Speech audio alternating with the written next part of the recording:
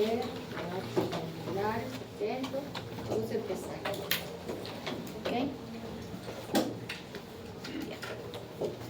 La clase de hoy trata sobre las infecciones congénitas en el recién nacido.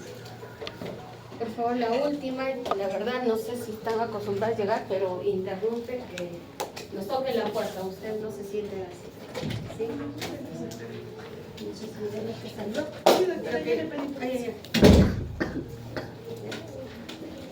Entonces, es un tema que en realidad creo que, como ya vimos el RCU, algunas de estas patologías que puedan ser diagnosticadas en la mamá, vamos a ver al final qué clínica nos puede traer. Muchas de ellas va a depender en qué etapa la mamá pueda hacer la infección, también va a depender en qué tipo de trimestre pasa la infección a nuestro producto. ¿Sí? Son muchas. Parte de estas enfermedades se tamizan en la gestante. Ya deben haber visto cuando hemos hecho la historia clínica perinatal, descartamos que VIH, sífilis y hepatitis con una prueba rápida que ahora es de distribución nacional. ¿Sí?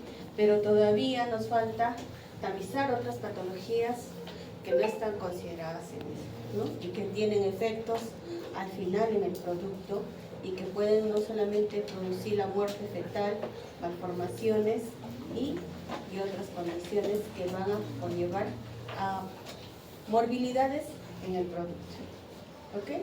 Entonces, ¿cuáles son los objetivos de conocer estas infecciones?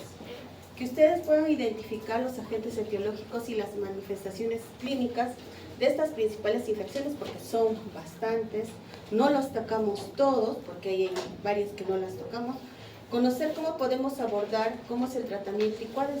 De repente podemos trabajar las medidas preventivas de estas infecciones, ¿no? Entonces, muchas de ellas abarcan, si hacemos una buena captación de gestante y veamos en ella qué clínica pueda tener y conozcamos, nos puede ayudar mucho, ¿no?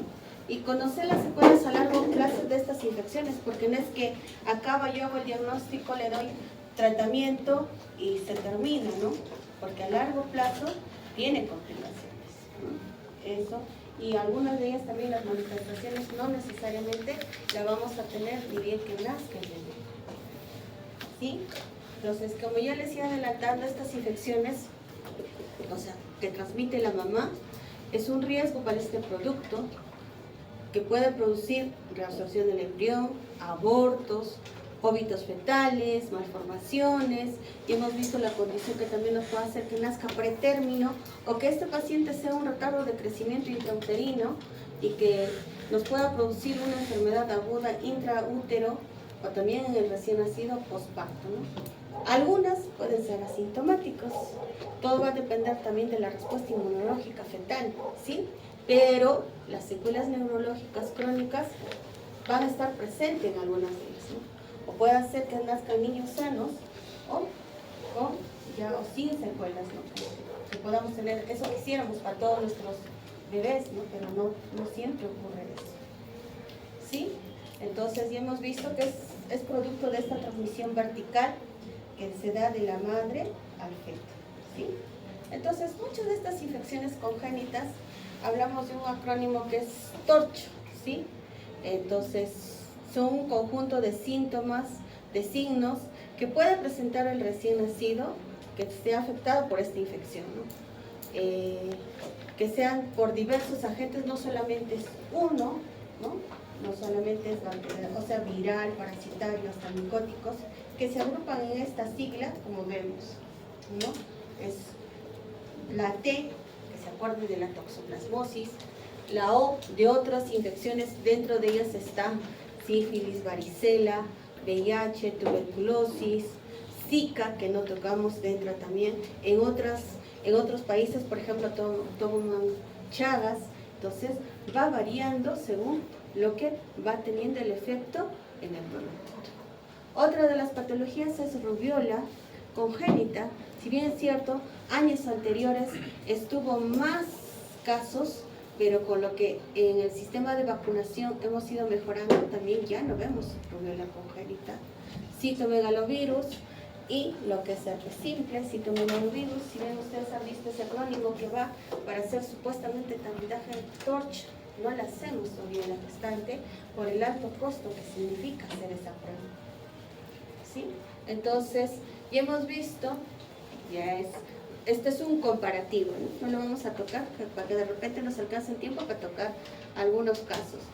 Si esta es una infección congénita, que es transmisión intraútera, obviamente si es en intraútero va a pasar por la placenta, y entonces en la sintomatología lo puede hacer el niño al momento de nacer algunas veces, otras meses o años después, ¿no? Entonces ya hemos visto que los agentes pueden ser diversos. Entonces, las consecuencias también en la parte introductoria ya lo hemos visto, pero va a depender de estas consecuencias cuando sucede la transmisión o la infección, el traspase de estos agentes de la madre al feto, ¿no? Entonces, si esto ocurre antes de las 20 semanas de edad gestacional, es mucho más grave, que ocasiona hasta malformaciones en el feto, puede producir prematuridad, que sea bajo peso y alteraciones a nivel del sistema nervioso central. Por favor, ciérrame la puerta, porque no es posible que me sigan interrumpiendo. Yo creo que ya es la última, ¿cierto?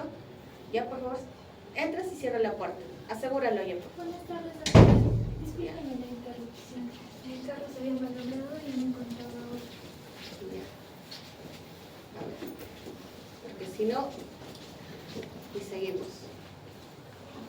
Ya, y lo otro es en el momento del parto, puede presentarse, si se está cercano al parto, como vamos a ver en algunos casos, porque todavía tenemos problemas con las gestantes que no se controlan, ¿cierto? Entonces, en ese momento, si nosotros no hacemos ese tamizaje con prueba rápida, hay mucho riesgo no solamente para el producto, sino para nosotros. Si sufrieras algún accidente, estamos hablando del caso de VIH, más que nada. Entonces, también ya se ha disminuido porque ya se maneja a las gestantes con tratamiento antirretroviral, ¿no? Entonces, si la infección se da antes del parto, podemos tener de repente solamente como una sepsis causada por ese agente, o ictericia, neumonía o trombocitopenia. Entonces tenemos que estar alerta a estos signos o síntomas que pueda presentar el paciente, como ya hemos visto, para poder de repente de ahí, cuando vimos signos de alarma, es como si estuviéramos, ¿no? Ictericia, pero no tiene la condición de incompatibilidad, no hay algo que le estuviera produciendo o sea persistente, por ejemplo, podríamos estar empezando a pensar, ¿no? O la mamá o trombocitopenia, que las plaquetas estén bajas, ¿sí?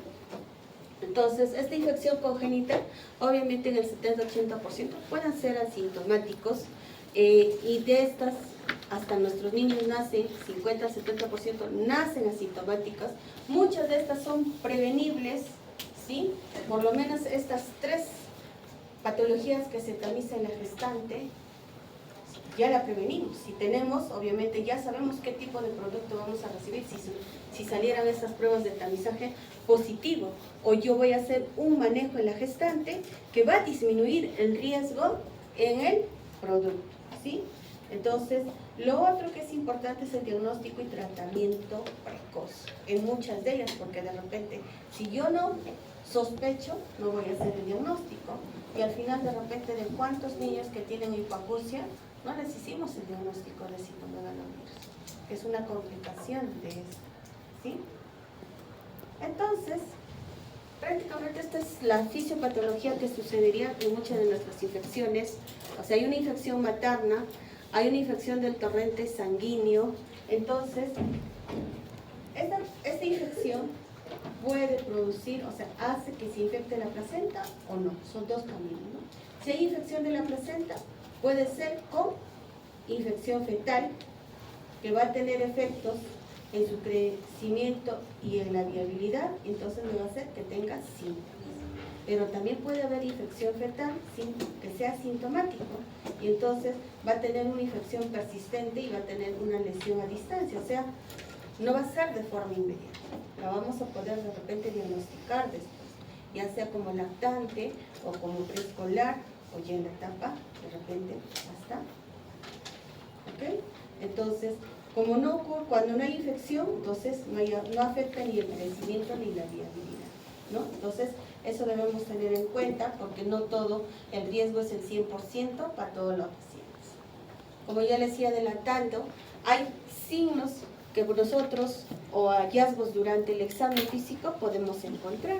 Entonces una de ellas es ictericia, otra es que yo tengo hepatoesplenomegalia o que tenga púrpura trombocitopénica. Entonces ya no sé si han visto unas lesiones petequiales o algo y yo veo el examen de plaquetas y está abajo algo, supuestamente que no hay nada aparentemente, o como ya hemos revisado el tema que es un RCU, ¿cierto? Ya tenemos consensos que nos puedan decir, yo puedo decir ahora sí, una vez que nació este bebé, que es un RCU. Por ese consenso, no se olviden, a ver, recordaremos, porque ya han dado examen, ¿no? ¿Cuándo digo que es un paciente RCU? Cuando ya nació.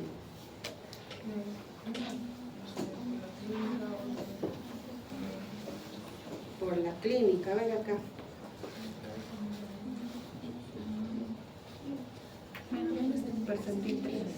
Menos del percentil 3. ¿Qué más?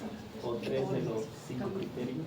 3 o de los 5 criterios. O sea, recién fue su examen. O sea, yo puedo decir ya que mi bebé es un RCU si su peso está debajo del percentil 3 por sí solo, o que cumpla 3 de los 5 criterios que sabemos, ¿no? Evaluación de peso, talla, perímetro cefálico, si tiene antecedente de RCU o tiene patología asociada de la mama, diagnóstico prenatal de RCU con Doppler o patología materna que pueda ser una infección congénita o preeclampsia. Por favor, no se olviden, mira que se relaciona ese tema.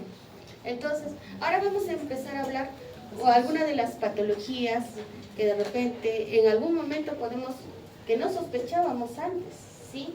Entonces, gracias a estas características, por ejemplo, en nuestro hospital, ¿cómo empezamos a sospechar? Cuando apareció todo lo que es Zika en Brasil y empezaron a tener los pacientes microcefalia, un poco de ahí empezamos también a pensar que nuestros pacientes pudieran tener, ¿no? Como no tanizados, entonces se empezó a hacer la búsqueda probablemente relacionando microcefalia o un RCU, que busquemos estas infecciones, pero para poder llegar a un diagnóstico o descartarlas, ¿no? Entonces vamos a hablar un poco de toxoplasmosis congénita.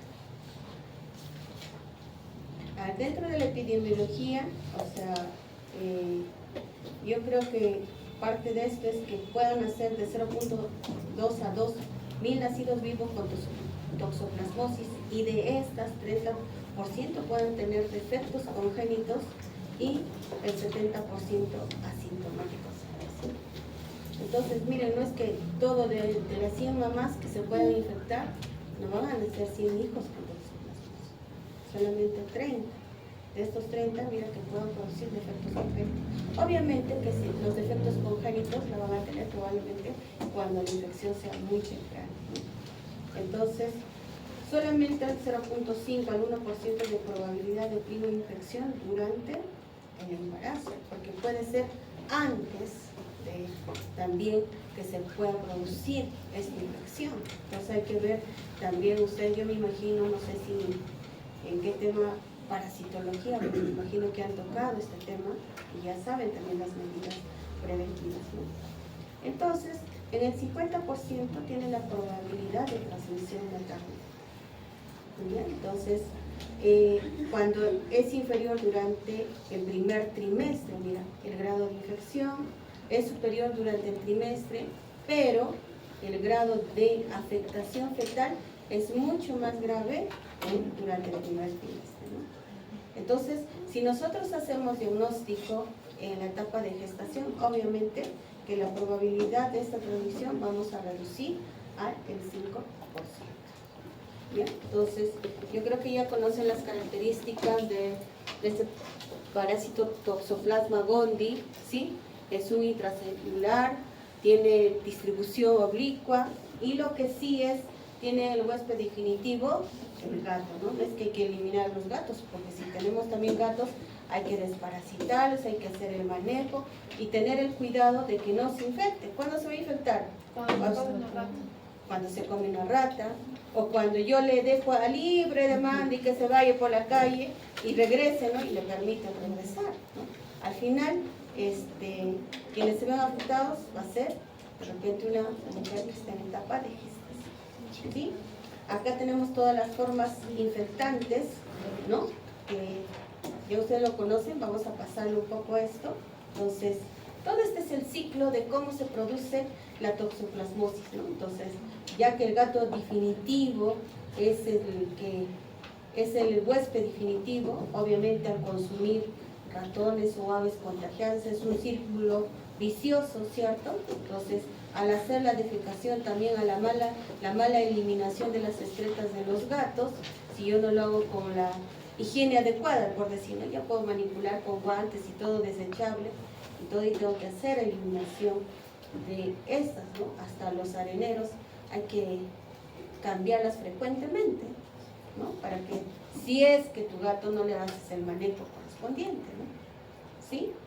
Entonces, porque las heces de estos gatos, si llegan, digamos, la eliminas a la basura llega al agua, el agua se utiliza para hacer el riego de verduras, y estas, visto las diferentes formas infectantes del toxoplasma, viven mucho tiempo al aire libre, entonces, y podemos hasta consumir verduras infectadas si no lavamos bien, ¿cierto? Entonces es la forma como nos podríamos infectar nosotros. O lo otro es que estos animales que consumimos, animales menores, ya sea cerdo, la oveja, hasta mismo la res, si consumen pastos contaminados o la comida contaminada, de igual forma nosotros podemos consumir. Entonces es la forma como podríamos contagiarnos, ¿cierto? Y ahí dicen carne cruda, y lo otro a los que les gusta cuando van a comer parrilla, al medio o al tercio normal, no sé cómo lo dicen. Entonces tendríamos que comer ante la duda bien cocida, ¿cierto? A los que les gusta, y a los que les gustan las plantas también hay que saber manipularlas de repente con guantes, lavarse bien la mano, ¿no? Todo está en que hagamos un buen lavado de mano, ¿ok? Entonces, ¿qué pasa en la gestante? Se infecta, obviamente ya hemos visto en la fisiopatología, hay infección de la placenta, se replican los taquizoitos, todas estas pasan a la circulación fetal y en el feto pueden producir septicemia fetal, producir lesión a nivel de retina, cerebro, el tejido muscular, corazón, hígado, vaso, riñones. A los que les gusta la víscera, esa es la forma que podríamos de repente infectarnos también cuando consumimos nuestras alimentos, ¿no? Si es que están con el parásito. Entonces, como ven acá, o sea, si bien es cierto, ¿cómo es la transmisión? Mira, entonces, en el primer trimestre la transmisión vertical está menor de 10%, pero si se infecta uno de ellos, la afectación fetal es el 60%, ¿no? Entonces, son lo que vamos a ver con lesiones intracraneales y oculares. A ver, me imagino que han venido leyendo, ¿no? Entonces, ¿qué lesiones oculares pueden encontrar?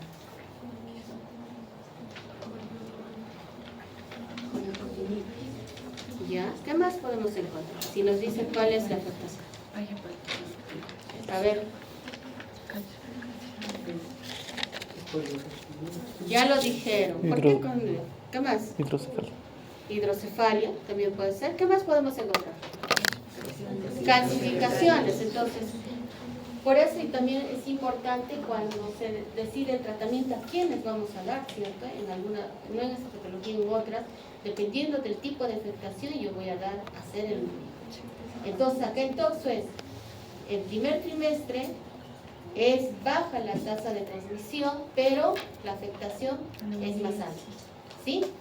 ¿Ok? Entonces, el segundo trimestre, 15-55%, y la afectación fetal es 25%. La afectación no es grave, podemos sí tener lesiones oculares, ¿no? Y ya en el tercer trimestre, la transmisión vertical es mayor, llega de 55 al 80%, pero la afectación fetal es 15%.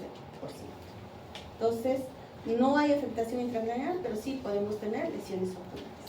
Entonces, estas tasas de transmisión, obviamente, varían en relación al flujo sanguíneo placentario, a la virulencia que tiene el inóculo Toxoplasma gondii, a la capacidad inmunológica tanto de la mamá como del feto. Entonces, obviamente, que si está con desnutrición, si está anémica, todo obviamente su capacidad inmunológica, su respuesta ante esto va a ser baja, entonces va a condicionar a que pueda haber la transmisión, ¿no? Entonces de repente de ahí les pueda salir un trabajo. Si encontramos pacientes, como era la mamá antes, para corroborar esto, ¿no? Mira cuántos trabajos puedan salir de esto, ¿ok? Entonces va en forma, a menor edad gestacional hay menor transmisión, pero mayor. ¿Okay? Entonces, tenemos diferentes formas de presentación. Dentro de ellas tenemos la enfermedad, la neonatal, que puede presentarse en forma generalizada con compromiso del sistema nervioso central, y también podemos encontrar prematuros, ¿no? Muchos de estos prematuros, si así pensáramos, tendríamos que, cuando no encontramos la causa, que sea por preeclampsia, cuando no sea por un RPM o factor infeccioso, de repente que nos alerte esto, ¿no? Pero también podría ir ligado, aunque este bebé sea un RCU y sea prematuro sin aparentemente causa, ¿no? O un pequeño, o que tenga microcefalia. Entonces, la enfermedad que se manifiesta en los primeros meses de vida. Niños que nacieron asintomáticos, pero que estas manifestaciones la tienen de forma tardía. Se efectúa obviamente el diagnóstico meses después del nacimiento, y los signos y síntomas pueden desaparecer con el tratamiento. ¿Sí? Enfermedad que se manifiesta tarde en la vida, se diagnostica ya por secuelas o la reactivación de una infección no diagnosticada durante la infancia, se presenta realmente con polioretinitis. No sé si cuando han llevado oftalmo han visto algún caso de un adulto con polioretinitis. Podríamos estar pensando, ¿cierto? O ya infección asintomática. El 90% de los niños infectados son clínicamente sanos y muestran un IgG persistente o creciente, ¿no? Que pueden padecer secuelas, por lo que requieren tratamiento. Entonces, dentro de esta patología se habla de triada, tetrado, de Sabin. Entonces, si yo encuentro una chorioretinitis, si yo encuentro hidrocefalia, si yo encuentro calcificaciones intracraneanas de forma difusa, ¿sí? Y si mi paciente convulsiona, llame la tetrada de Sabin, otros le dicen la triada sin convulsiones, y generalmente esto se encuentra en el 10% de los pacientes, y el 80% pacientes solamente desarrollan secuelas visuales o neurológicas. Acá tenemos imágenes, cómo encontramos. No se olviden examinar. Cuando yo reviso abdomen, no solamente toco con delicadeza, porque también tienen un poco de miedo, se supone que en adultos sí lo tengo que hacer con delicadeza, en un bebé, y aprovecho cuando yo reviso si el abdomen está blando, depresible, ver cómo está el hígado, y si puedo ver si se palpa hasta vaso, ¿cierto? Entonces este es un niño con microoftalmia. Acá podemos ver hidrocefalia con calcificaciones también.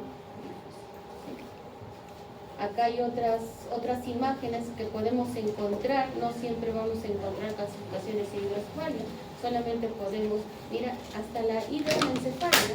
Y ahora cada vez estamos a veces teniendo pacientes con esto, hidrocefalia, calcificaciones múltiples, hasta una calcificación única debe ser sospecha de esto, ¿no? Entonces, o a nivel, cuando se le hace fondo de ojo, puede encontrar el oftalmólogo, porque nosotros no los vamos a ver, la cicatriz única periférica, una cicatriz macular unilateral o cicatrices maculares bilaterales con las que podemos encontrar en un paciente con toxoplasmosis. Estas son las diversas manifestaciones que pueda presentar nuestro paciente. Obviamente es un estudio que hicieron y en orden de frecuencia estas. Si hay una enfermedad neurológica, lo primero que vamos a relacionarle es que haya chorioretinitis, obviamente calcificaciones, alteración en el líquido cefalorraquídeo, convulsiones. Obviamente, si hay convulsión, tengo que descartar que no sea por una infección, y al hacer este estudio probablemente encontremos alteraciones del líquido cefalorraquídeo, o pacientes que aparentemente la mamá está bien y encontremos anemia, otro hidrocefalia, ictericia, esplenomegalia, linfadenopatías. Claro, menor porcentaje está microcefalia, cataratas, hasta pacientes con eosinofilia podemos encontrar. Entonces, siempre estemos alerta, o microoftalmia, ¿no? Y cuando ya es generalizada, todos los síntomas que ustedes ven con los porcentajes que aparecen, que casi son similares, excepto que hay lo que se agrega, creo que es la fiebre en un paciente, fiebre que no tiene explicación, podríamos encontrar en algunos pacientes, ¿no? O una neumonitis o exantemas que podamos encontrar. ¿Ok? Entonces, este es el fluxograma que se hace en una gestante, ¿no? ¿Por qué le he puesto? Solamente si el PCR, el líquido amniótico, es positivo, recibe tratamiento, entonces hasta el fin del embarazo. Por lo menos saber cuándo debe ser positivo y ver que sí en la gestante podemos utilizar serológicas, que debería hacerse, ¿no? Ya con algunos hallazgos, cuando hay ventriculomegalia o hidrocefalia, si la mamá permite hacer esos exámenes y pueda pagarlos, ¿no? Porque el Estado no los paga. Entonces, ya estamos empezando a hacer la búsqueda también la parte obstétrica. ¿Ok?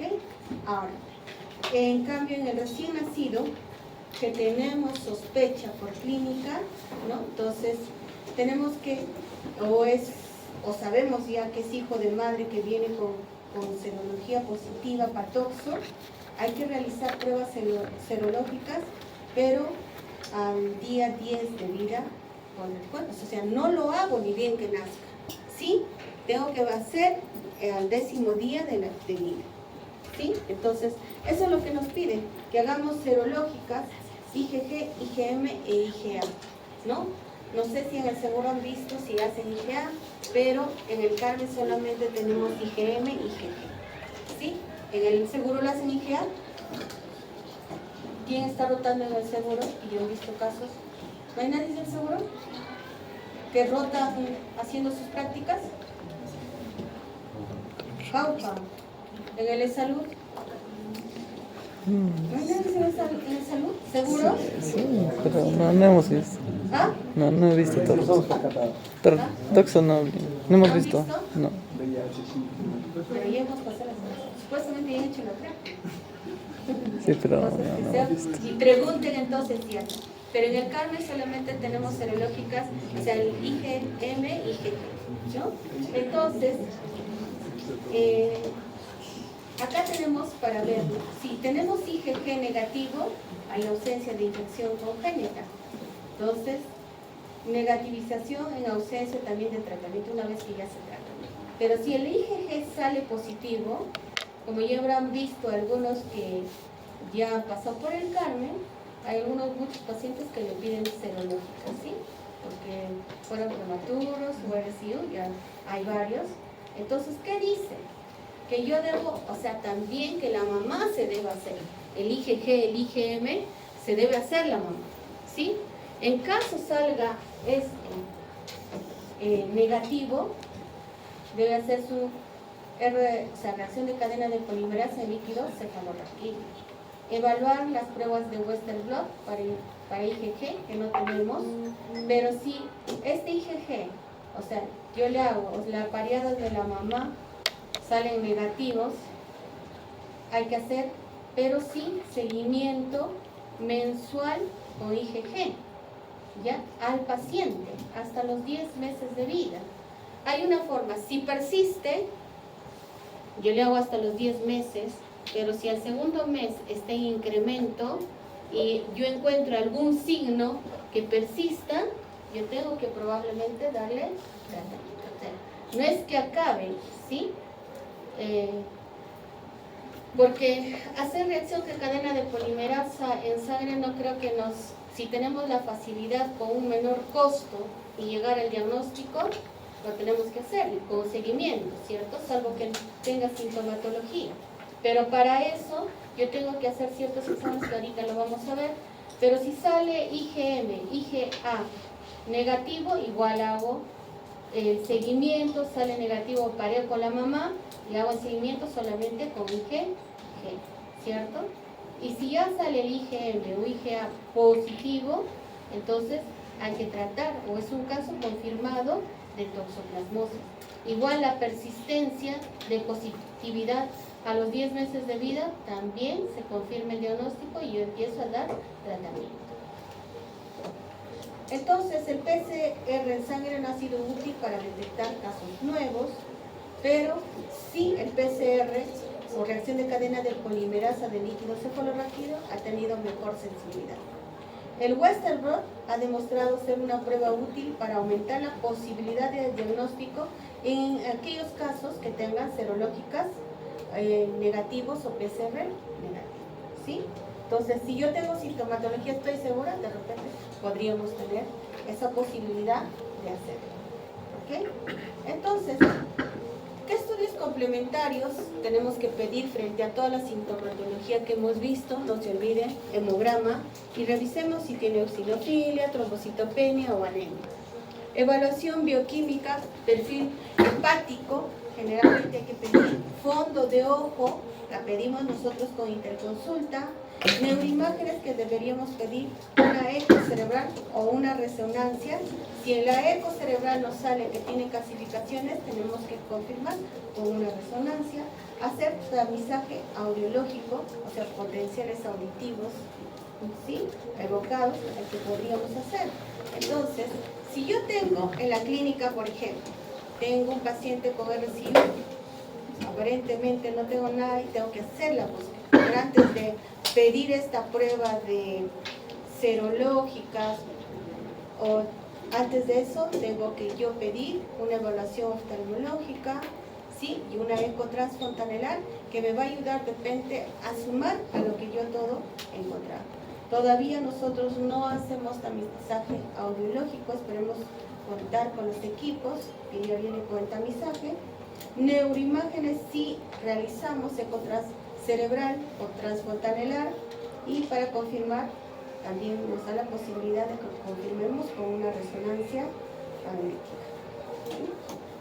Entonces, ¿cuál es el tratamiento?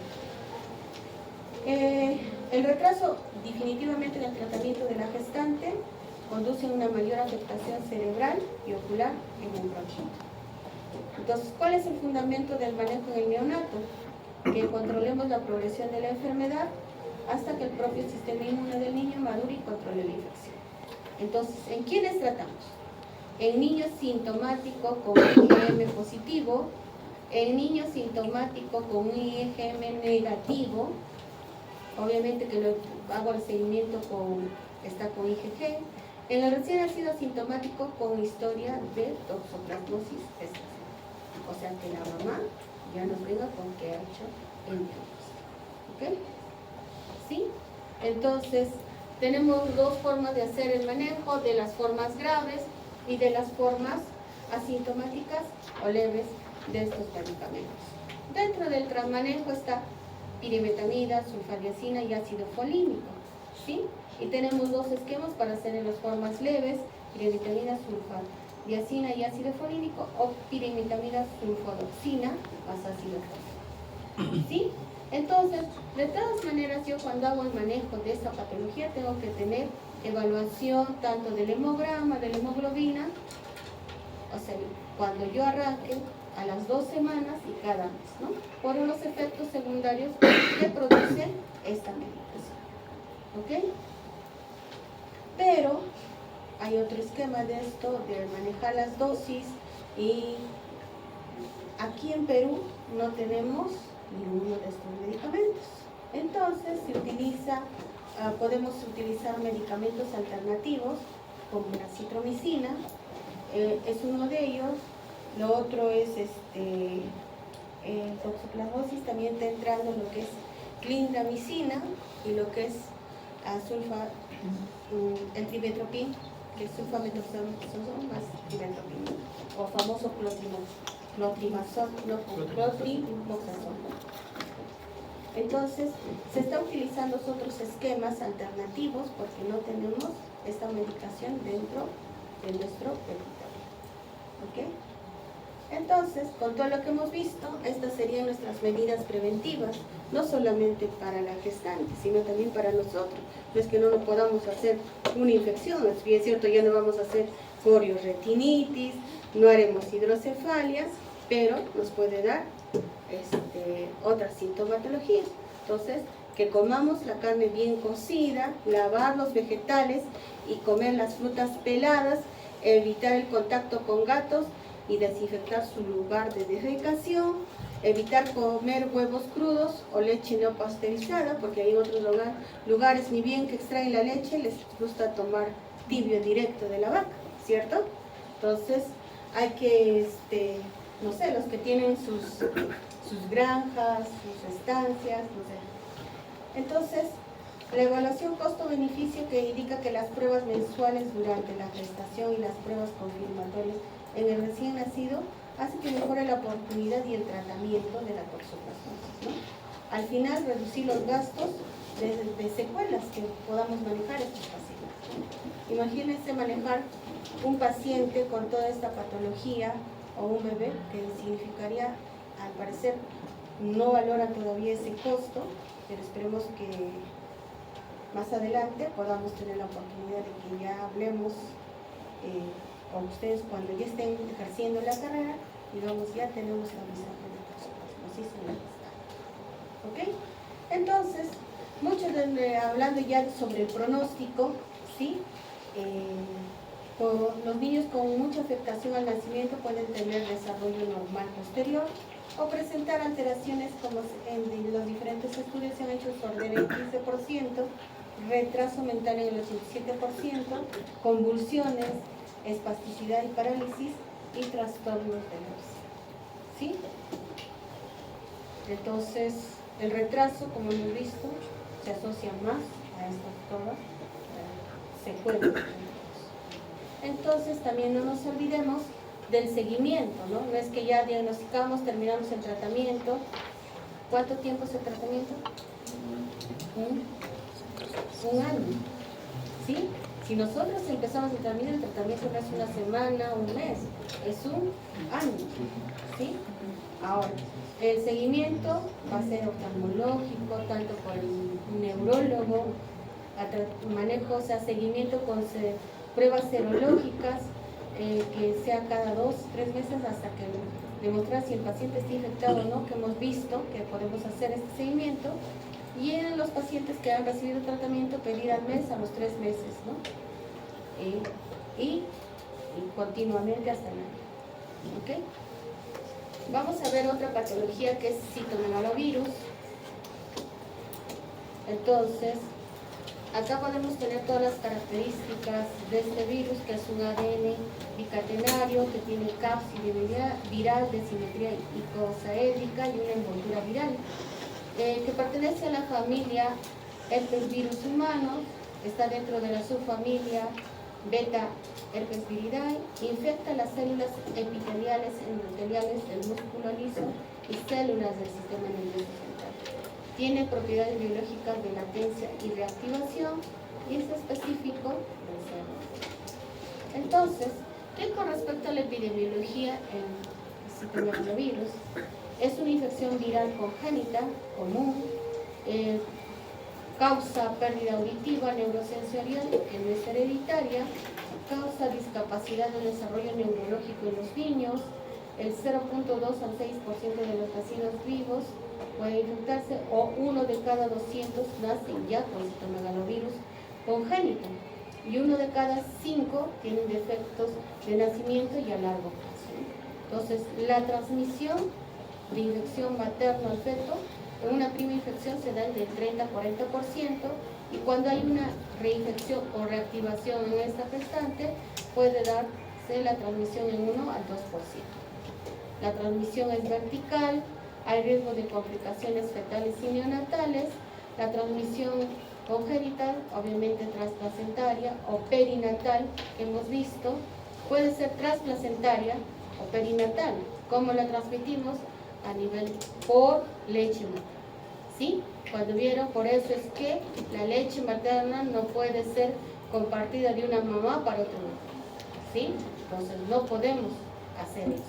O sea, de la mamá para su bebé nada, o salvo que como en el caso del Carmen tiene leche de banco, se pasteuriza y se supone que disminuimos ese riesgo, ¿ya? Y nosocomial, que puede ser por manejo de excretas, que te puedes contagiar, y hasta también por transmisión, por transfusión de paquete glóbulo o hemoderivados. Entonces, esto es lo que ocurre en una mujer embarazada que ya hemos visto la infección, la infección no primaria. Cuando hay una infección fetal, va a ser que 10% solamente sean sintomáticos y 90 asintomáticos. En los sintomáticos puede producir 3 a 4% de muertes, de los que sobreviven del 96 a 97%, y por lo menos 40 a 58% tienen al menos una secuela. ¿Sí? Pero tampoco los asintomáticos se liberan de las secuelas, porque mira, de este 90%, 5 al 15% al menos tienen una secuela. ¿Sí? ¿Cuáles son los factores de riesgo? De repente veamos en nuestra historia clínica perinatal. La edad materna, que sean jóvenes, multíparas, que no tienen control prenatal, antecedentes de lesiones de enfermedades de transmisión sexual o múltiples parejas, ¿no? Como es transfusiones sanguíneas maternas, ¿sí? Entonces no nos olvidemos eso. Como vemos, el citomegalovirus daña el feto por lesión celular fetal directa inducida por los productos genéticos patológicos virales codificados. Esto van a dar una respuesta inmune materna incompleta, incapaz de controlar esta infección, y el impacto de la infección va a ser en la función. Entonces, ¿qué alteraciones fetales podemos encontrar cuando el ginecólogo haga las ecografías? De ahí tiene que empezar la sospecha de que esta mamá probablemente tenga una infección por citomegalovirus. Que haya ventriculomegalia, que haya hiperecogenicidad periventricular, dilatación tri o cuatriventricular, microcefalia, ¿sí? Que el percentil cefálico esté debajo de las 2 desviaciones estándar, cisterna magna mayor de 8 milímetros, hipoplasia del pelvis o proencefalia. ¿Qué alteraciones leves podemos encontrar? Ventriculomegalia, adherencias intraventriculares, calcificaciones intracerebrales, quistes subependimarios, quistes del plexo coroideo, calcificaciones de los vasos lenticulostriados en los ganglios basales. ¿Y qué alteraciones extracerebrales podemos encontrar? Hepatomegalia, que el lóbulo derecho mida mayor de 40 milímetros. Intestino hiperecogénico, ¿sí?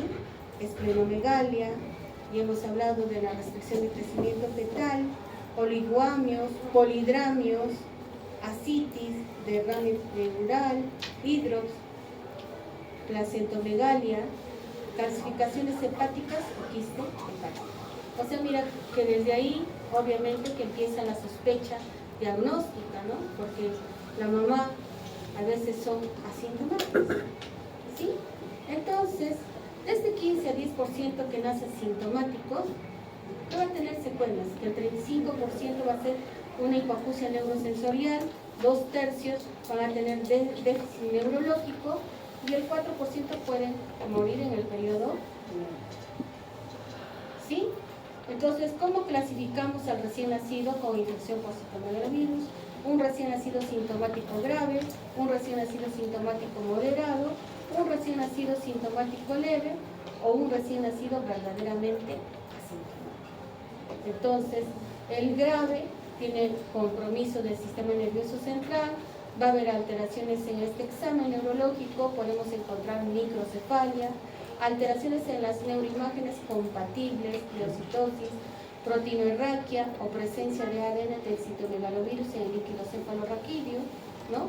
Si es que nosotros tenemos alta sospecha y hacemos en algún momento PL y consigamos que nos hagan este examen, corioretinitis o hipoacusia neurosensorial único bilateral independiente de la severidad, compromiso de un órgano o multiorgánico, vamos a tener sepsis viral, miocarditis, hepatitis grave. Por eso es que pedimos también En esto, tanto como toxo, vamos a pedir pruebas hepáticas, hepatoesplenomegalia, neumonía, enterocolitis, trombocitopenia severa, que es menos de 25.000 plaquetas, o un síndrome hematofagocítico.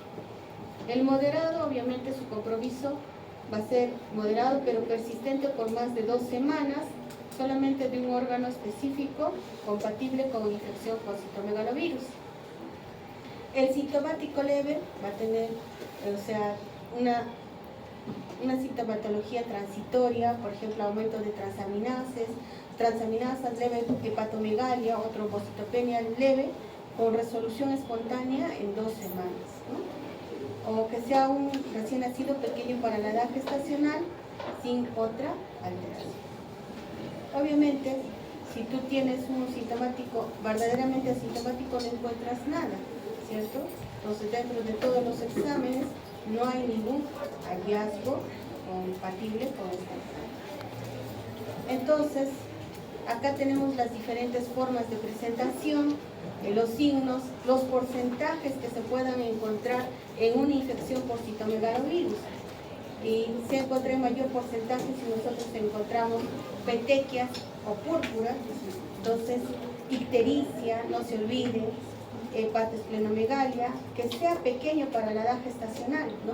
O sea, no necesariamente que sea un RCU, solamente y que sea pequeño, que nos empiece a empezar con este hallazgo, a empezar a buscar otros signos que pueden acompañar, y sea esto el caso. Microcefalia, perímetro cefálico, obviamente debajo de 2 desviaciones estándar para la edad gestacional, según los cuadros que tenemos o las curvas que tenemos, o en un recién nacido a término para nosotros es microcefálico, menos de 32 centímetros. Que tengamos signos neurológicos como letargia, hipotonía, o que haya convulsiones o reflejos de succión pobre o débil reflejo de succión, también sería otro hallazgo acompañante, ¿no? Y retinitis, definitivamente que necesitamos también de la evaluación oftalmológica. ¿Qué hallazgos laboratoriales podemos tener? Aumento de las transaminasas, hiperbilirubinemia conjugada, o sea, directa, ¿no? De esta hiperbilirubinemia, o sea, la directa va a estar elevada. Cuando decimos que es directa, mayor de 2 miligramos por decilitro. O dentro del hemograma que encontremos plaquetas menos de 100.000, anemia, neutropenia ya, o sea, cuando tenemos el control menos de 1500, o neutropenia severa menos de 500, ¿sí? Entonces, dentro de nuestra, ahora van a ver, cuando se hace el hemograma hay un diferenciado de celular y veamos que esto sea bajo, ¿no? Y si hacemos estudio de líquido cefalorraquídeo, encontramos proteínas mayor de 120 miligramos por decilitro, o que al hacer el estudio encontramos una reacción de cadena de polimerasa para citomegalovirus. ¿Ok? Entonces, ya han visto los compromisos que tiene, ya hemos estado adelantando, tanto el sintomático como el asintomático también tiene secuelas, ¿no? Dentro de ellas son la hipoacusia neurosensorial, retardo mental, parálisis cerebral, defectos visuales, y en el asintomático puede acompañarse microcefalia y lo que es retinitis. Entonces, el diagnóstico, tanto en la gestante y el feto, casi nosotros no lo vamos a tocar, pero para que lo puedan revisar, está en las diapositivas, que nos interesa hacer nuestro diagnóstico en el recién nacido. ¿Cómo llegamos a hacer nuestro diagnóstico? Entonces, nosotros sí necesitamos confirmar. La confirmación, como puedan ver, las serológicas IgM te indica una infección aguda, pero puede ser falsamente negativa en el 50%. El IgG refleja el paso de anticuerpos maternos a través de la masa. O sea, con un IgG con citomegalovirus, yo no puedo decir, este paciente tiene infección. Lo que tengo que hacer es pedir una prueba confirmatoria, que es el PCR o reacción de cadena de polimerasa en tiempo real, que lo hacemos en orina y que tenemos que solicitarlo antes de los 21 días.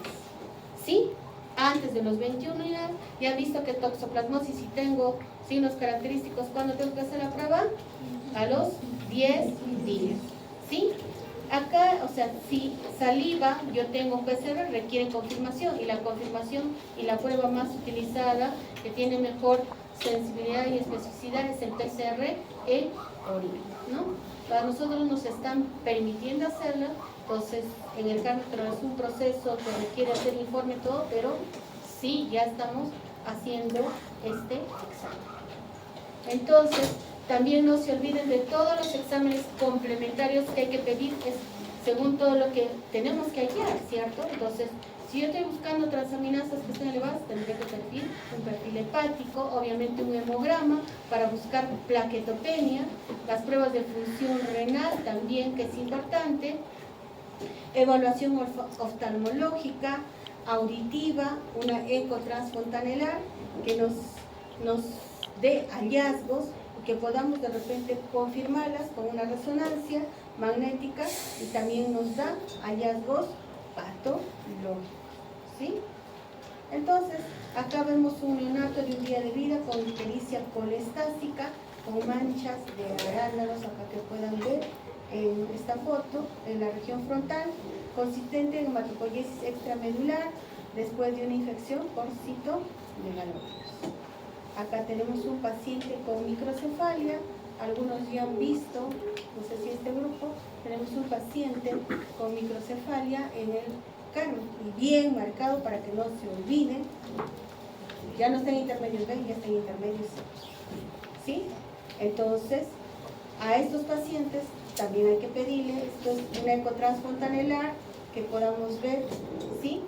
Y vemos ventrícula lateral izquierdo con calcificaciones, como pueden ver en la foto, y en la tomografía hay calcificaciones periventriculares que puedan ver alrededor, ¿no? Es cierto que ahora ya hemos disminuido tomar tomografía por la irradiación en nuestros pequeños, les tomamos resonancia, es un poco más tedioso, pero nos han permitido, antes no había, han empezado estas imágenes son de casos que están dentro de las bibliografías. ¿Ok? Entonces, ¿cuál es el manejo?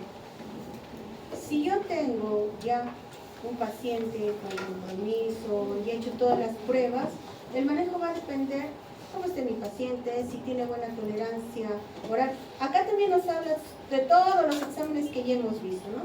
Pero que nos centremos acá, porque ya este es un sintomático, dice valganciclovir, que yo puedo dar a 16 miligramos por kilodosis cada 12 horas, vía oral, o ganciclovir, que doy a 6 miligramos kilodosis cada 12 horas, que es endovenoso. Voy a ajustar obviamente la dosis según su función renal y peso, y el tratamiento es por 6 meses, ¿ok? Salvo que no tenga tanta sintomatología y otras bibliografías que hablan, esto es más que nada para un compromiso neurológico. Si no tuviera un compromiso neurológico, otras bibliografías hablan de un tratamiento de 6 semanas. Obviamente, lo otro interesante es el monitoreo del tratamiento. También tenemos que pedir controles de un hemograma por los efectos secundarios que tiene el uso de estos medicamentos. Entonces, a los 7 o 15 días, y luego cada 6 semanas, luego cada 6 meses, ¿no? El seguimiento a largo plazo de un paciente asintomático tiene que ser de forma clínica, que haya evaluación auditiva, que haya evaluación oftalmológica, neurológica y dental, ¿no? Como está en detalle. Y este fluxograma está dentro de la bibliografía de la guía latinoamericana última, que está dentro de lo que se les ha colgado en la bibliografía, para que ustedes lo puedan revisar con un poco más de detalle. Ahora, ¿qué hay del asintomático?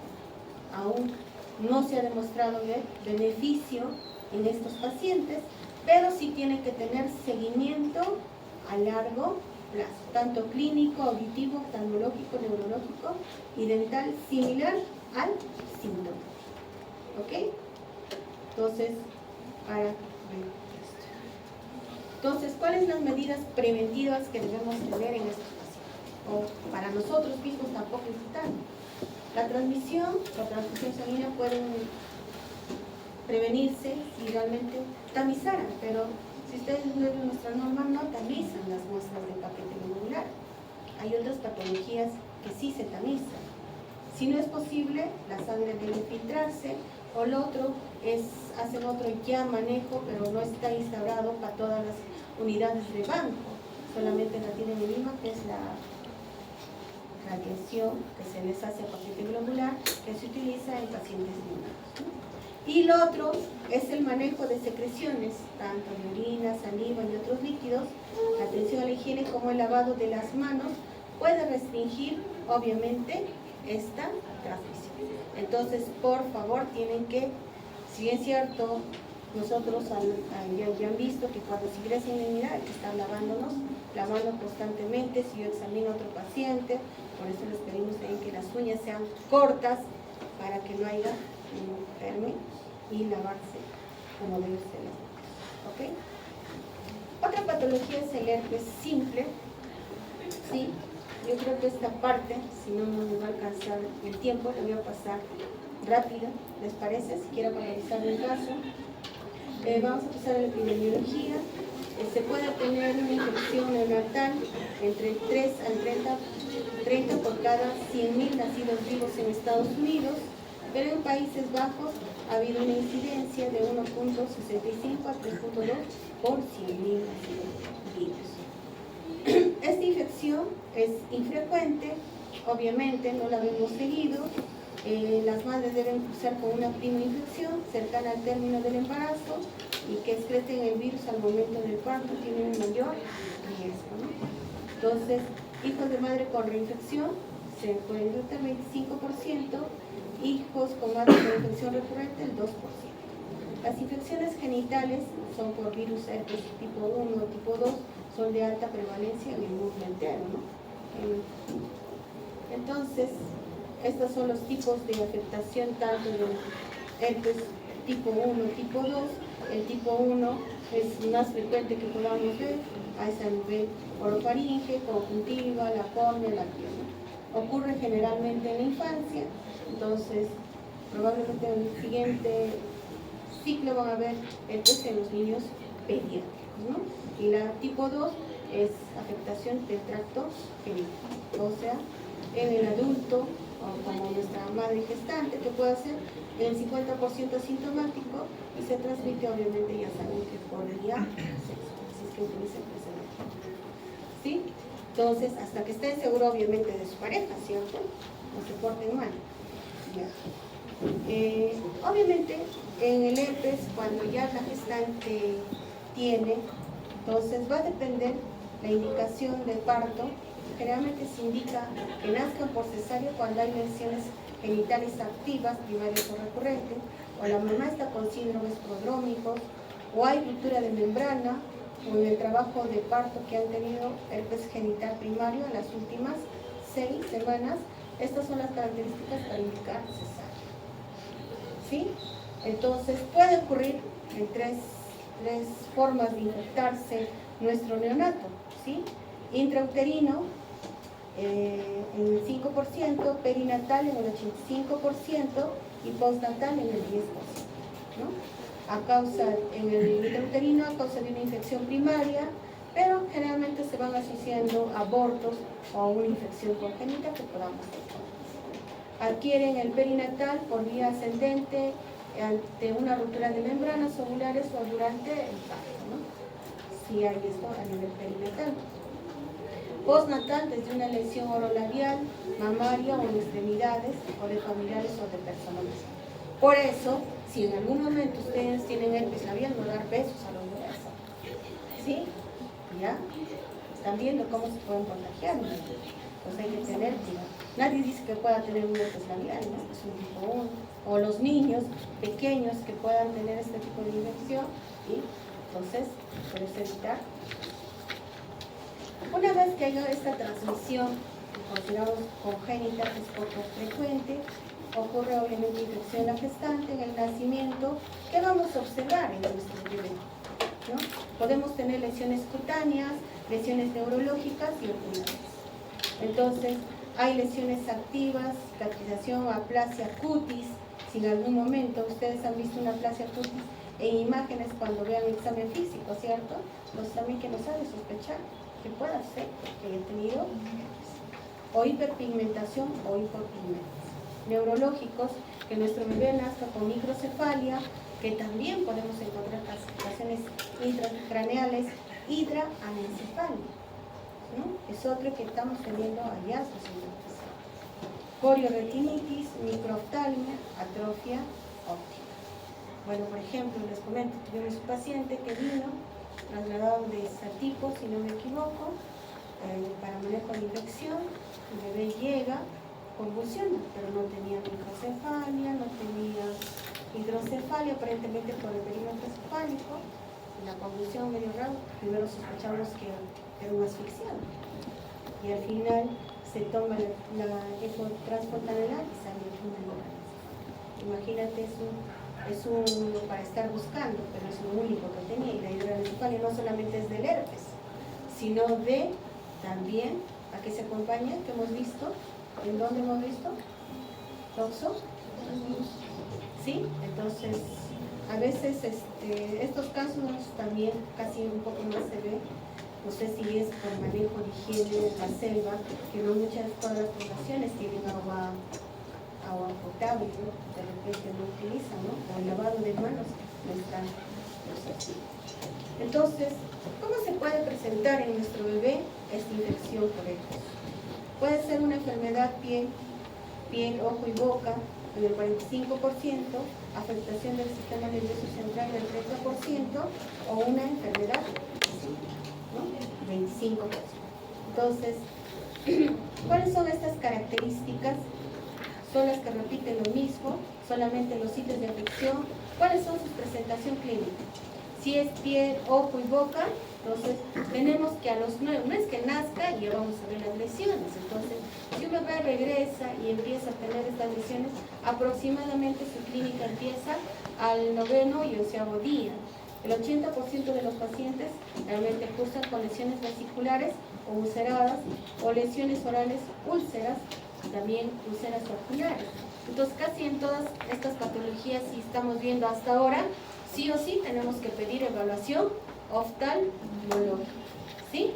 Si tiene afectación del sistema nervioso, pueden ser un poco más tardías, entre la segunda y tercera semana de vida, que se acompañen de convulsión, letargia, irritabilidad, pobre ingesta, un rash, fiebre, lesiones cutáneas que pueden estar presentes, pero el 35% no la desarrolla cuando hay una afectación del sistema nervioso.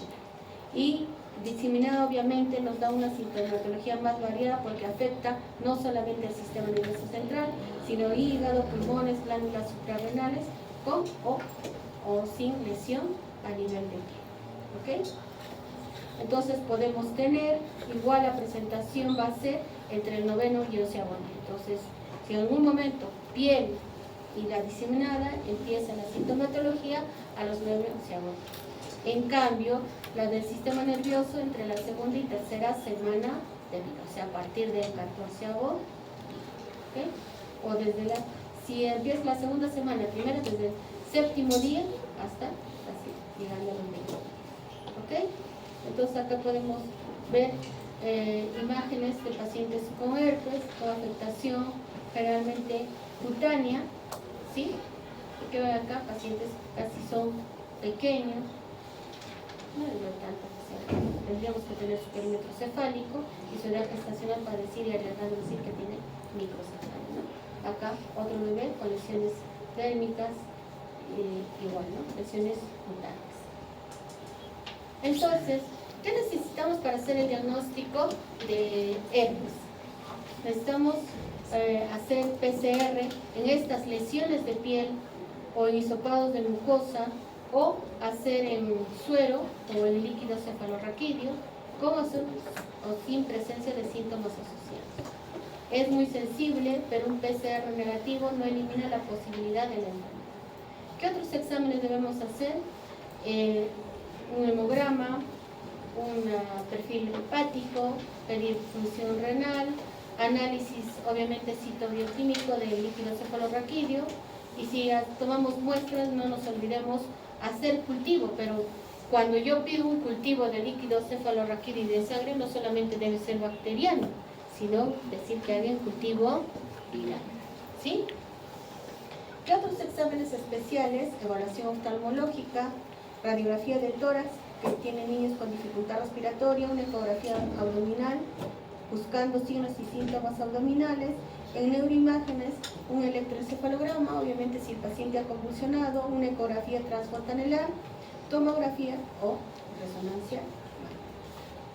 Entonces, esto es lo que se manejaría a una madre gestante dice, madre con lesiones activas en parto o cesárea, que sea dice, neonato, ¿es asintomático? Sí, si es asintomático, entonces yo tengo que hacer examen de PCR, no inicio aciclovir, pero si busco PCR en mucosas, puede ser de ojo, de boca, del ano, en suero mismo, o sea, una reacción de cadena de polimerasa para descartar el sí. Si se encuentra asintomático y todos los resultados salen negativos, altamente.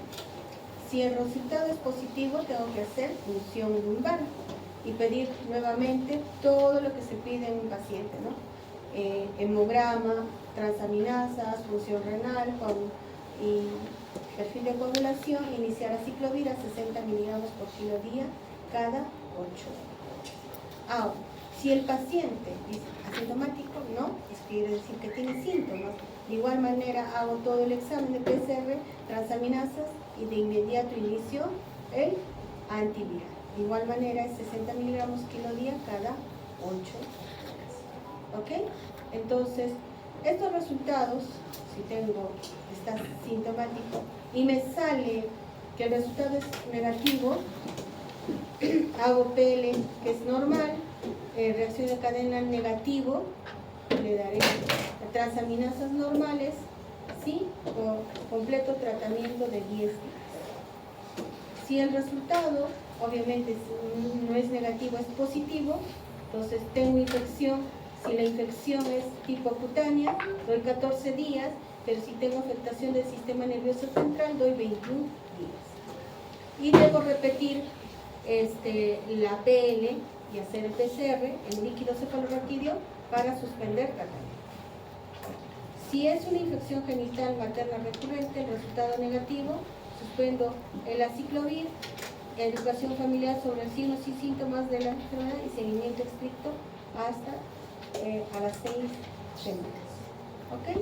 Entonces, como hemos visto, el seguimiento por neurología, por el riesgo de retraso del desarrollo psicomotor, microcefalia, paresia, espasticidad, epilepsia o dificultad en el aprendizaje de este niño, ¿no? Evaluación oftalmológica para buscar ceguera cortical, cicatrices, o lesiones corioretinianas, atrofia óptica, cataratas, necrosis retiniana aguda, alteraciones oculomotoras.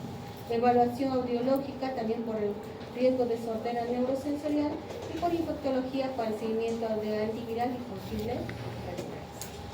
¿Ok? Entonces, la prevención,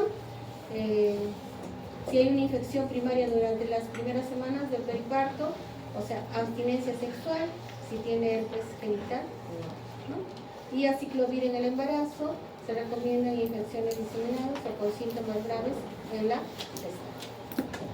Otra patología en rubiola congénita, como ya les adelantaba, es una patología que ya poco lo vemos, pero tiene riesgo principalmente después de la infección materna en el primer trimestre. Obviamente baja este riesgo en el segundo trimestre y nuevamente asciende, pero no llega a lo que es el primero, porque el primer trimestre era un riesgo de 80 a 100% y en el tercer trimestre llega solamente al 60%. Entonces, ya sabemos cuál es el agente, qué características tiene. Entonces, la transmisión se da vía transplacentaria, se produce obviamente a partir de una primoinfección materna para sospechar un síndrome de rubiola tópica. Entonces, este virus puede producir una vasculitis necrotizante progresiva y una respuesta focal inflamatoria, y entonces producir aborto, muerte fetal o el síndrome de rubiola tópica. ¿No? En la gestante, ¿qué síntomas puede tener? Malestar general, fiebre, cefalea, artralgia, rinoconjuntivitis, y puede debutar o aparecer posteriormente una erupción cutánea, ¿no? ¿Cuál es la clínica? Podemos encontrar en nuestros pacientes: restricción de crecimiento, lesiones óseas, neumonitis, hepatitis, anemia y trombocitopenia. Entonces, esta clínica la podemos también dividir por los defectos a nivel del sistema nervioso central que puede producir sordera neurosensorial. Ya estamos viendo casi las 4 patologías, si bien cierto, no en la intensidad como el citomegalovirus, pero esta es la siguiente, y de ahí en menor grado herpes y tos. Defectos cardíacos: podemos encontrar un conducto arterioso permeable, una estenosis de la arteria pulmonar, coartación de la aorta o tetralogía de Fallot. Oculares: cataratas, microftalmia, opacidad corneal y glaucoma. Entonces, ¿qué buscamos cuando sospechamos síndrome de rubiola congénita? Esta triada de Gregg, o sea, cataratas. Entonces pedimos una evaluación oftalmológica. A nivel cardiológico, una cardiopatía congénita, como hemos visto, un PCA, que de pronto, que sea un recién nacido a término, no es un pretérmino, y encontramos que sobre ese corazón le hacemos un ecocardio, de repente sea el inicio para pensar en esta patología, pero también preguntemos si la mamá tiene la vacuna de CPR, ¿cierto? O de ESR, que se puso a partir, si no me equivoco, del 2005, ya son 15 años, o sea, casi las mamás en esa época ya deben tener 30, o ya no creo que no estemos protegidos, ¿ok? Y la sordera neurosensorial, obviamente, por evaluación auditiva, si hay ese hallazgo solo que nos hace sospechar esta patología. Entonces, hay mnemotecnia, como lo que dice Coco, afecta su cabeza, va a estar microcefálico, en los ojos va a tener cataratas, en el corazón ductos persistentes y en el oído sordera, ¿no? La imagen del Coco sí, oído. ¿Sí? Entonces, la complicación más frecuente es la sordera. Coco no tiene. ¿Sí? Aquí hay imágenes de hallazgos ya de casos antiguos, de repente, hallazgos cutáneos y oftalmológicos, erupción purpúricos de Murphy, de arándanos, donde también lo vimos, el citomegalovirus y cataratas. Entonces podemos tener similar allá, pero cataratas no vamos a tener en un citomegalovirus, sino chorioretinititis. ¿Sí? Entonces acá ya vemos un lactante de 10 meses con retraso de crecimiento, ductus arterioso permeable, retraso psicomotor, obviamente secundario está la rubiola congénita. Y esto es un recién nacido con afectaciones dérmicas de una rubiola. Imagínense, tenemos manifestaciones tardías, diabetes, hipertensión, encefalitis y trastornos de control. El diagnóstico debemos hacerlo con aislamiento del virus, ya sea por cultivo o en un PCR. El IgM positivo desde el nacimiento hasta los 3 meses, y está positivo, pero como IgM. IgG en concentraciones séricas estables o crecientes durante los primeros 7 a 11 meses de vida, ¿no? También yo le puedo hacer el seguimiento si solamente tengo IgG, pero tengo que hacerlo continuamente. El ARN puede ser detectado por reacción de cadena de transcriptasa inversa en hisopos, tanto en orina, en líquido cefalorraquídeo, en sangre y en secreción nasal. No existe terapia para la rubiola congénita. Si la afección ocurre antes de los 5 meses de embarazo, la terminación debe discutirse, pero las madres en Estados Unidos les permiten el aborto si tuvieran rubiola. Inmunización a todas las personas susceptibles. Esquema de vacunación, no se olviden que gracias a esta vacunación, que ya es con SPR, ¿sí? Al año de vida. ¿Ok? Entonces el manejo, no existe tratamiento, solamente hay que hacer manejo de las clínicas que podría tener, y obviamente va a requerir evaluación pediátrica, cardiológica, neurológica, oftalmológica y auditivo, y obviamente el cribado auditivo es fundamental, dado que la intervención precoz puede mejorar la evolución de los niños con problemas de audición en el síndrome de rubiola. Sífilis congénita. Sí, yo creo que yo no voy a tratar más que de repente, de frente vamos a ir al manejo por el tiempo. ¿Hasta qué horas es? 4:15, ¿no? 4:30. 4:25. 4:30. 4:15. 4 y medio. 4 y medio. 4 y media entre el otro grupo. ¿Ah? Ya, vamos a tocar ciertos puntos que a mí me interesan, porque el resto de la característica, yo creo que en infectología o en que tocaron, probablemente, ¿no? Pero como ya hemos dicho, ¿esto es prevenible? Sí, porque se tamiza todo. Salvo que esta gestante no tenga ningún control y todavía tenemos porque no hay esa captación o porque no quiere que la familia se entere, y generalmente estas son las gestantes adolescentes y también hay en jóvenes, y a veces son universitarios que no quieren que se enteren y supuestamente llegan el abdomen agudo y es un embarazo, ¿no? Por eso digo, seamos responsables. Si ya estoy embarazada, me hago las pruebas, ¿cierto? Y es gratuito si tú te haces los controles en MINSA, ¿no? Entonces, ¿cuál es el riesgo de transmisión vertical de la sífilis según el estadio de la enfermedad? Si la mamá tiene una sífilis primaria o secundaria, el riesgo de transmisión es 60-90%. Si tiene una enfermedad latente temprana, 40%. Si es una enfermedad latente tardía, menos del 10%. Ahora, la probabilidad de transmisión vertical sin tratamiento oscila entre el 40 y el 90%. A medida que aumenta el tiempo desde la infección primaria o secundaria y disminuye la treponemia, la posibilidad de transmisión obviamente disminuye, llegando solo al 2% luego de los 4 años. Luego de los 4 años si la adquirió antes, ¿cierto? Entonces, pero para nosotros el riesgo, y generalmente casi la gran mayoría, no tienen el diagnóstico antes del embarazo, ¿sí? Entonces, este daño producido en el feto se relaciona a la capacidad de su respuesta inmune, lo que ocurre después de las 16 a 20 semanas de gestación. Obviamente ya hemos visto todo lo que pudiera producir en el feto, pero para nosotros que ya vamos a recibir un parto pretérmino, ¿sí? Y con compromiso de cutáneo, mucoso, respiratorio, renal, hepático y esplénico, pueden también tener al momento del nacimiento, ¿no? Entonces, ¿qué va a dar? Mire, según las estadísticas, si la embarazada no recibe tratamiento, 25% de abortos. ¿Cuántos de los abortos espontáneos podrán ser causa de esto? ¿Cuántos de los óbitos fetales sin causa aparente podrán ser estos? Obviamente, es que viene la gestante sin control, ¿cierto? Porque la gestante que viene con controles mínimos ya le han hecho un control y se repite por protocolo. Cuando tiene mayor de 3 veces volvemos a repetir porque puede estar en su periodo de ventana para el VIH, ¿cierto?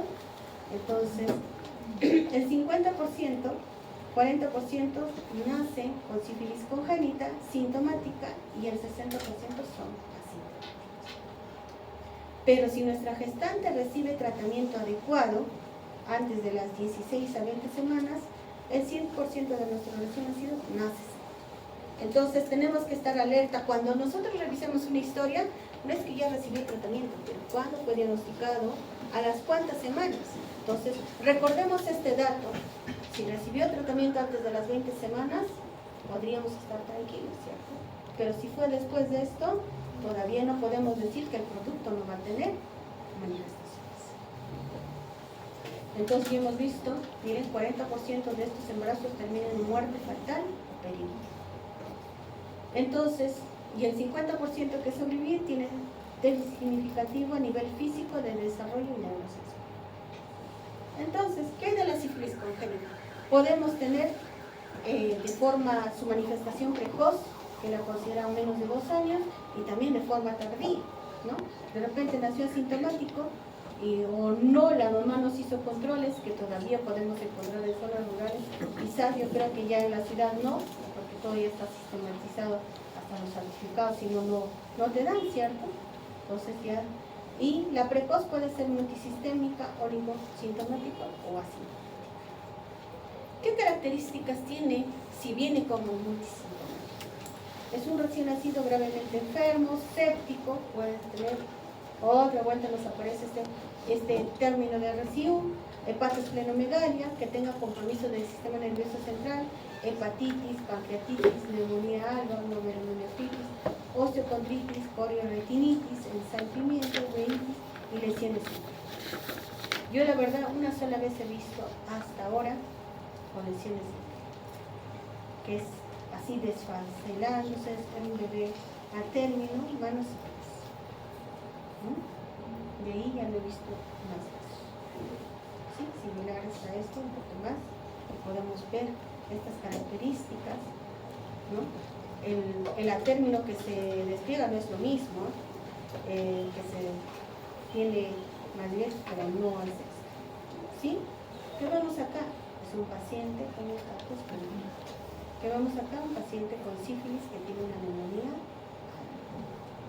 ¿sí? Entonces, yo creo que ya no veamos, con todo lo que ya se hace las medidas preventivas, probablemente cada vez vamos a ver menos. Eso es lo que buscamos, ¿cierto? Una oligosintomática, entonces puede tener manifestaciones en los primeros 6 meses de vida, que todavía lesiones de piel, mucosas, alteraciones óseas, síndrome nefrótico, hepatitis, hemoglobinuria paroxística activa y poliadenopatías. Tuvimos un caso, una mamá que no tenía controles, le hicimos las pruebas y se negó rotundamente a hospitalizar al bebé para tratarlo. Regresó con ictericia persistente y hepatitis, así es que tuvo que hospitalizarse y recibir un tratamiento. Y las asintomáticas, que es la más frecuente, con serológicas treponémicas no es reactiva en similar o menor dilución a la observada a la mamá, e incluso puede ser no reactiva. Infección materna ocurrió muy cercano al parto. El diagnóstico se debe establecer con los antecedentes epidemiológicos y serológicos de la mamá. El 60% de los recién nacidos infectados nacen asintomáticos. Si no se tratan, desarrollan la enfermedad en las siguientes 3 o 8 semanas de vida. ¿Ok? No tendrán toda la afectación que produce una asintomática, pero haya. ¿Sí? ¿Y cómo hacemos el diagnóstico? El diagnóstico, obviamente, en la gestante ya no vamos a ver, es una prueba no treponémica. En nuestro paciente, la prueba más económica es pedir una prueba no treponémica, que es el BDRL o el RP, ¿no? Pero que la pedamos de forma cuantificada, que nos dan unidades TILS, ¿sí? Y comparamos la prueba del bebé con de la mamá. Entonces, frente a esta duda, porque a veces la tarjeta dice recibió tratamiento, pero no nos dan fecha, salvo que el manejo haya sido en el hospital. Sí tenemos pruebas confirmatorias, que es el FTA, pero no la realizamos, salvo que sea en la gestante, ¿no? Entonces, estas pruebas, como dice, ¿no? Cuando es un caso sintomático asintomático en la tercera lógicas, en el recién nacido se encuentran 2 o más diluciones sobre la mata en el momento del parto, ¿sí? Entonces, utilizamos esto y la clínica, y según nuestro, obviamente también si tienes sintomatología neurológica, no nos olvidemos, no solamente sintomatología neurológica, si los valores son 2 veces más o 4 veces más, según lo que dice, yo tengo, sí o sí, tengo que hacer una punción lumbar a este bebé para descartar neurosífilis. No es que, no, si salió alto y no tiene sintomatología, no. A todo paciente que ya tiene estas pruebas, sí o sí hay que hacerle PM. Entonces, ¿cuándo nos dicen que es una neurosífilis? O sea, para descartar que sea una neurosífilis. Si el recuento de células es mayor de 25 leucocitos por milímetro cúbico, si las proteínas son mayores de 100 miligramos por decilitro. Y obviamente el BDR o el RPR sale reactivo. ¿Ok? Entonces, estos son los fluxogramas que utilizamos para nuestro bebé. Entonces, ¿en qué nos basamos? Si la gestante o madre fue tratada o no fue tratada. Si no fue tratada o con tratamiento incompleto, inadecuado, imagínense, dice, no, recibió una sola dosis, o no se tiene confianza de que haya recibido, o no fue tratada, le diagnosticamos en el momento de trabajo de parto. Y observamos si hay alteraciones clínicas, radiológicas, hematológicas, estudio de líquido cefalorraquídeo anormal y el RPR está reactivo o no reactivo, hay que tratar con penicilina G, sódica, 50.000 unidades endovenoso, o sea, kilodosis cada 12 horas de los primeros 7 días. A partir del 8º día de vida, damos cada 8. ¿Sí? Si tenemos líquido cefalorraquídeo normal, es una neurosífilis y el tratamiento es 14 días. Si tienen alteraciones clínicas radiológicas, sí, pero líquido normal, tratamos solamente 10 días. Ahora, si hay ausencia de clínica, no tenemos todo, nos sale negativo, sí podemos darle una dosis de penicilina benzatínica, 50.000 unidades intramuscular como dosis. ¿Ok? Entonces, este es nuestro esquema, esto está normado según la norma técnica del manejo de sífilis en el paciente. ¿Y cuál es el otro esquema? Madre con sífilis, con tratamiento completo, adecuado, pero se evalúa igual el RPR en el recién nacido. Sale reactivo y mayor a 2 veces el título de la mamá, entonces hacemos el manejo adecuado. Si sale no reactivo o menor a 2 diluciones de la mamá, entonces podemos tratar con penicilina benzatínica, 50.000 unidades como única dosis. ¿Ok? Entonces, no se olviden del seguimiento, no solamente debe acabar con que al bebé yo lo maneje los tratamientos. Obviamente es en hospitalización porque el tratamiento es endovenoso, no es vía oral, se tiene que hospitalizar. Pero una vez dado de alta debemos considerar que es un niño de alto riesgo, hay que hacer evaluación, seguimiento serológico, tanto si haya reiniciado el tratamiento, para ver que haya bajado, evaluación oftalmológica, neurológica y auditiva de forma semestral a estos pacientes, ¿no? Y en neurosífilis sí se recomienda hacer nuevamente un estudio de líquido cefalorraquídeo a los 6 meses o hasta lograr valores mayores. Y hacer pruebas no treponémicas al primer, tercer, a los 6 y a los 12 meses. Si en algún momento sale negativo, debemos interrumpir ya el seguimiento de esto. ¿Ok? No nos olvidemos de este seguimiento. Y por último, el hijo de madre con VIH, ¿no? Entonces, es un niño expuesto al VIH, ¿no? No es que sea un... Y en todo recién nacido que nació de esta mamá con infección. Sabemos que el VIH es un virus ARN que pertenece a la familia Retroviridae. La transmisión es vertical, que puede ser durante el embarazo, parto y lactancia. Entonces, pero esta transmisión perinatal se ha reducido ampliamente con este tratamiento antirretroviral. No hay manifestaciones clínicas en estos pacientes, no hemos tenido, salvo un caso que era una gestante sin controles, cuando las características de la gestante ya nos decían que estaba en estadio SIDA, el bebé nació pretérmino, obviamente la respuesta pretérmino desenlace era respirable, ¿no? Fallecieron ambos, ¿no? Porque la mamá estaba en un estadio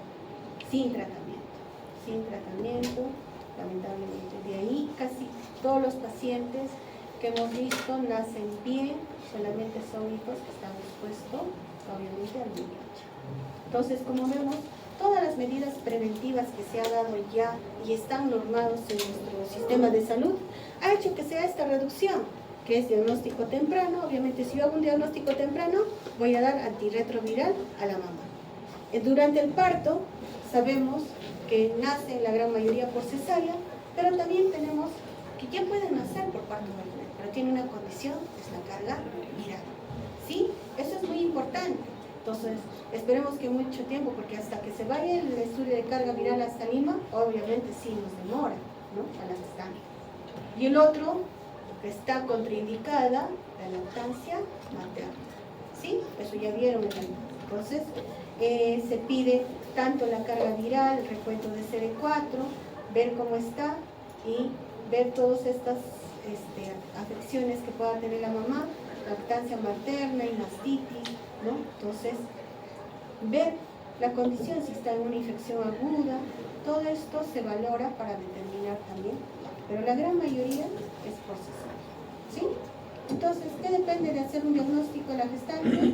O sea, que sea definitivamente, ni bien que captemos a la paciente, pero no nos olvidemos, a veces puede haber periodo de ventana y se vuelve a repetir las pruebas en el momento del parto, si es que llegan sin examen, inmediatamente después del parto, también si es que ya pasaron el tiempo promedio, ¿sí? Entonces, todos estos son el manejo según los escenarios en la gestante, ¿sí? Entonces, lo que nos interesa es el modo de parto, obviamente. Si indica cesárea electiva, se debe administrar sidobudina, endovenoso, pinzar el cordón sin ordeñar, ¿sí? Y parto vaginal está indicado si la carga viral está a menos de 1000 copias por mililitro, 4 semanas antes de la fecha probable de parto, y que la dilatación, cuando ya nos llega el trabajo de parto, si está mayor de 4, también entra, obviamente, a parto vaginal. Y membranas amnióticas rotas, ¿no? Ya nos indica cesárea. Estas son las condiciones que un poco ya cambiaron, pero la gran mayoría llega sin trabajo de parto y se prepara ya para la cesárea. ¿Cuál es el manejo de estos bebés? En el escenario tipo 1 y tipo 2, que son gestante con VIH diagnosticada durante la atención prenatal o con diagnóstico previo que no recibía tratamiento. Gestante con VIH que estuvo recibiendo tratamiento antirretroviral antes de su embarazo. En estos dos escenarios, obviamente, se baña el bebé, ¿sí? Con agua temperada y jabón, el secado con toalla suave para evitar laceraciones. Si requiere, se aspiran las secreciones, evitando obviamente producir trauma. Está contraindicada la lactancia y se indicará sucedáneos de leche materna, que está contemplado dentro del programa para estos bebés. El Estado les provee estos sucedáneos de leche materna. Y este es el manejo que se maneja en estos niños expuestos. Ya viene mucho más, antes era una sola dosis, ahora está dividido. Si es mayor de 35 semanas, pues están dentro de las 30 a 35 semanas, y menos de 30 semanas las dosis van cambiando, ¿ya? Entonces, lo que sí debemos recordar, que el inicio de tratamiento debe ser dentro de las primeras 6 horas de vida, máximo nuestras primeras 24 horas. Entonces, en estos pacientes solamente sidobudina, ¿sí? Si la carga viral de la gestante era mayor, 4 semanas antes del parto, la profilaxis antirretroviral en el recién nacido se realizará de acuerdo al escenario 3, o sea, cambiamos, ¿sí? Si era menos de 1000, obviamente es este mismo escenario, ¿cierto? Pero si hay carga viral y es mayor de 1000, entra el escenario 3, es el otro capítulo local. Ahora, en el escenario 3 definitivamente es una gestante que se capta en el momento del parto, ¿sí? Entonces no tiene diagnóstico anterior. De igual forma, todo el manejo similar al bebé. Lo que cambia es el manejo de la profilaxis de los antirretrovirales. Se utiliza sidobudina, ya hemos visto las dosis según la edad gestacional, lamivudina y nevirapina, ¿sí? Entonces la lamivudina sí son 6 semanas y la nevirapina se da solamente, son 3 dosis al momento del nacimiento, al tercer y al séptimo. Debe ser de igual manera el inicio a las 6 primeras horas de vida, el máximo a las 24 horas. En caso que la prueba confirmatoria de la madre es negativa, se iniciará la lactancia. Porque podemos tener un falso positivo, ¿cierto? Entonces, cuando se tiene un VIH positivo, se manda pruebas confirmatorias, ¿ok? Entonces, pero en los otros escenarios es 4 semanas, ¿sí? Escenario 1 y 2, 4 semanas no se olviden y solamente sidobudina. En el escenario 3 son 6 semanas y son 3 antirretrovirales, ¿ok? Sidobudina y lamivudina solo 6 semanas diré, y la nevirapina solamente son 3 dosis, ¿ok? Entonces, de igual forma, no solamente queda de repente dar esta profilaxis para este bebé, sino que también tenemos que hacer el seguimiento para ver si confirmamos o no confirmamos si el paciente puede ser VIH positivo. Entonces se pide una prueba de PCR al primer y al tercer mes de vida, evaluación por el médico pediatra, y en todo niño expuesto, si la prueba es negativa, se da de alta del seguimiento, ¿no? Entonces acá están las pruebas que se pide. Si te sale en el primer mes positivo, repites a los 3 meses. Si sale positivo, es un niño con VIH positivo. Si sale positivo y la siguiente sale negativo, está indeterminado, nuevamente pido a los 4 meses. Si sale positivo, si sale negativo, pido al mes, a los 3 meses, niño negativo, entonces también es un niño con VIH. ¿Ok? Eso es lo que... Y yo creo que acá está el resumen de todas las manifestaciones que pudieran compartir. Muchas de estas patologías que vemos, ¿no? Pero de repente las más comunes que hemos visto podamos empezarlas a buscar, ¿no? Entonces ahí está el SIU, microcefalia, que no pide examen, y podemos ahondar o ampliar la historia clínica de la mamá y verla, ¿no? No sé si hay alguna pregunta o algo. Todo está claro. Todo está claro.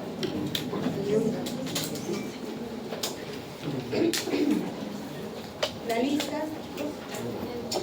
¿quién la tiene la lista o alguien falta escribirse?